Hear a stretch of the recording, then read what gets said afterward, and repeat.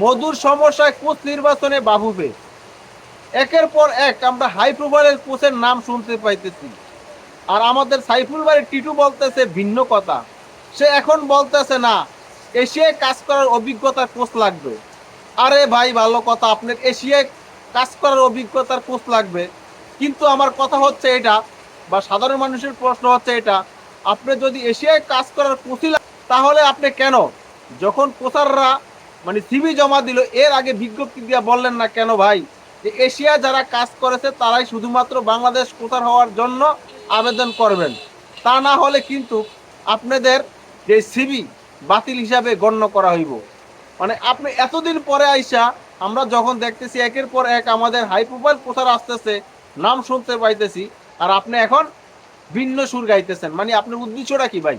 মানে সিন্ডিকেট করতে পারবেন না, এই তো আপনার উদ্দেশ্যটা কি, যে সিন্ডিকেট এখন আর করতে পারবেন না এই জন্য আপনি হাই প্রোফাইল কোচার আনতে চাইতেছেন না, মানে এশিয়ার আনতে চাইতেছেন নাকি? এইসব ভণ্ডামি বাদ দেন ভাই। আমার তো একটা প্রশ্ন উঠে যে আপনি কি কখনো ফুটবল খেলছেন কিনা ভাই, সেটাই তো আমার এখন প্রশ্ন। কারণ আপনি একজন যদি সত্যিকারী ফুটবল খেলোয়াড় হয়ে থাকেন তাহলে আপনার মাথায় এ ধরনের চিন্তা আসে কোথায় থেকে?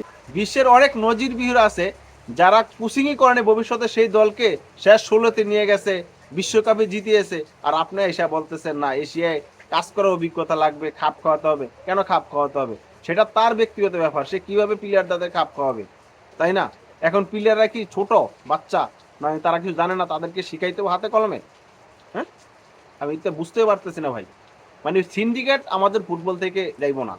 আমি বাফুফের বস সভাপতিকে বলবো ভাই, তাহলে ভাই আপনি এ ধরনের চাটুকারিতে পিছনে ফালান, বুঝছেন?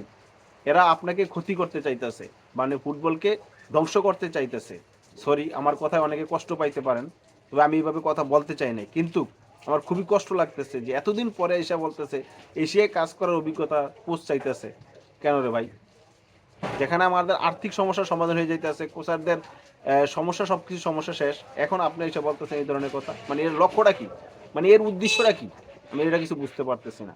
যদি আপনারা বুঝতে পারেন তো অবশ্যই এই ভিডিওতে কমেন্ট করে ভাই একটু জানাবেন।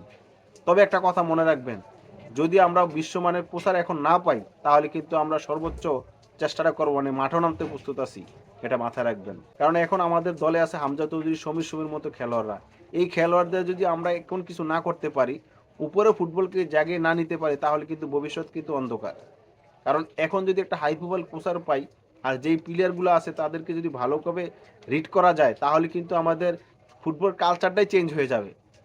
এটা মাথায় রাখতে হবে, ঠিক আছে? শুধু এশিয়ার অভিজ্ঞতা নিয়ে কাজ করে লাভ। আমি আবারও বলতেছি, বিসিবির বস তাবিদ আউয়াল ভাইকে, আপনাকে ভাই এই ধরনের চাটুকার দিয়ে দূরে রাখেন। আপনি আপনার মতো কাজ করেন, যারা হাই প্রোফাইল কোচার আসতেছে আপনি মাথায় নেন, কাজ করেন, তাদের সাথে কথা বলেন। যদি তাদের সাথে আমাদের যে ফ্যাসিলিটিগুলো আছে, যেগুলো আমরাগুলো সুযোগ সুবিধা দিতে পারবো, সেগুলো যে সম্মতি তারা দিতে পারে, হ্যাঁ এই সম্মতি নিয়ে তারা কাজ করতে আগ্রহ হয়, অবশ্যই ইনশাল্লাহ আপনি ভালো কিছু।